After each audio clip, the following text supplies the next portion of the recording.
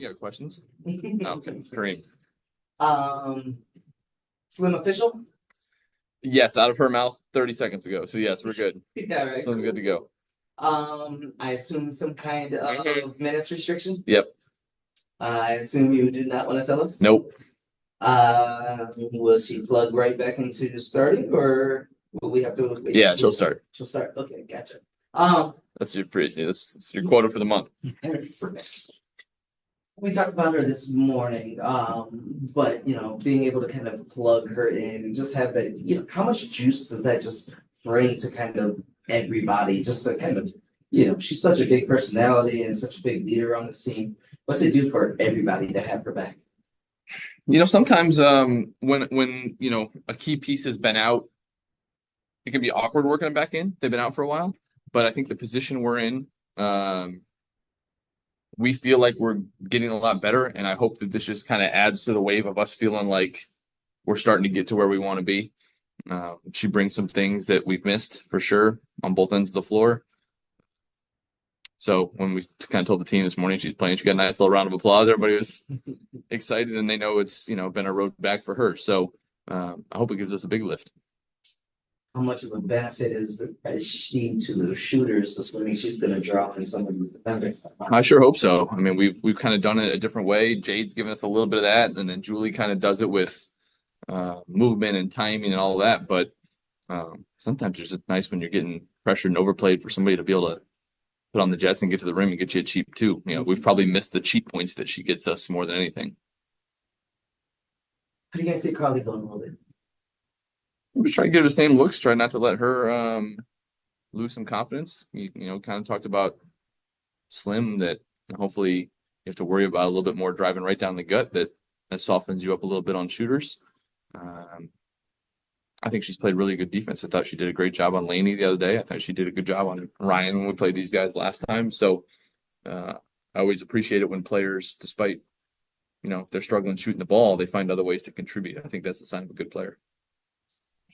Just one last one for me. A couple things that stands out about them, especially offensively. Getting to the foul line, getting in the paint and transition. Alicia Gray's shooting the hell out of the ball. We've kind of had to change the scouting report over the years on her to account for that. Tina looks good. Cheyenne looks good. I mean, they just have a bunch of people that can score in different ways. Our old friend AP and Tina and Cheyenne, as I mentioned. So, they have different ways they can score. They got shooters, they got drivers, they got people who can score on the block, and then, all of them kind of get to the foul line. So they give you a handful. With all that versatility, what do you try to, a couple keys to try to take away to slow down all of that? I think you just got to do your work early. I mean, you got to meet their bigs early. You got to get loaded to the ball early in transition and not show, all those guys driving lanes while you're still scrambled and getting matched up. And I think the biggest thing is you can't put them on the free throw line a bunch. It ends up hurting your offense, and I think they kind of feast off of that. Jen? Hey, Eric. We just got the email that Shakira is officially out tonight. Where is she at physically? Good, close. I think just feels like we need another couple of days of just playing some live action. And so, hopefully we'll get home and be able to do that. And with Slim, you guys have been cautious with her, so I'm assuming she's close to 100% or looks like herself at this point. But how has she looked to you in practices or shoot arounds or what have you? Yeah, our manufactured practices for her and Shakira. Good. I think I've seen the last few days. Drill work with her is hard to simulate a little bit how she plays. So we've been able to do a little bit more, and I've seen kind of the burst that we expect from her. The last maybe since I don't even know what day of the week it is. Tuesday, since the end of last week, since maybe Friday, we've started to see kind of that burst and that extra quick step that she's got starting to come back. And now it's just a matter of getting her rhythm and her timing. How, we've talked a lot this season about like the leadership on your team, and you've mentioned Slim as someone who, has a leadership role on your team.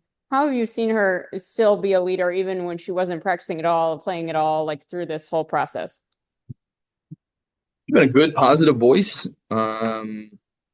That's a tricky one because you kind of don't want to do too much. And you got to let the people that are on the court have their chance to speak up. I think she did a nice job finding that balance of kind of when to chime in, when to say something, and then, when to let the ones that were playing kind of take control of the situation. So I thought that showed good maturity from her, and now she can lead, on the court with her energy and her disruptiveness and her attacking, and it's obviously the part we've missed. Just one more for you. You said in training camp when we were asking you about Ariel coaching at Michigan in the offseason, you said you didn't know yet all the ways that would maybe help her, help you guys this season. Have you seen more of those now that we're, 12, 13 games in? Yes, I think the biggest thing is she's just been a really, she was this way before, so I don't want to put it too much on the coaching experience, but she's done a good job, I think, managing the frustration of herself and our team. I don't think that at the start of the year at Michigan, they necessarily started the way they wanted, and she kind of was getting used to a new situation, and she just kind of had to ride it out. And then she kind of got her footing under as a coach. And I feel like that's the same a little bit with our team. Like we were in flux right off the jump with injuries and stuff. And whether she's played well or played not as well, she's been a very steadying presence. And, she's always been a mature person, but, it's part of her maturing as a player now. Awesome. Thank you. Or as a leader, I should say. We have time for one last question to Tyler. Good evening, Eric. You mentioned the team has been feeling good and playing good over the last couple of games. What is the message to try and keep that carrying forward? Because we've seen how sustaining and having that consistency game over game has sometimes been an issue. So what are you focusing on to tell the team to kind of key in on and have that?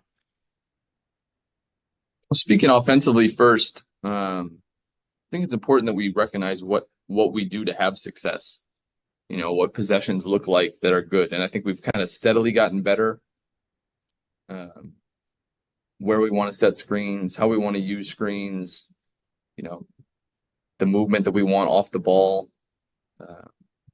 Like I said before, it wasn't like we had 80 possessions of bad offense before. It was bunches here and there. And I think we've kind of just cut those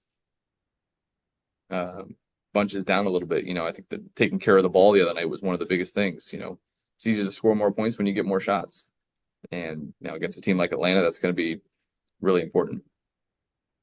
Got it. Thank you. That's it. Thank you, Coach. All right.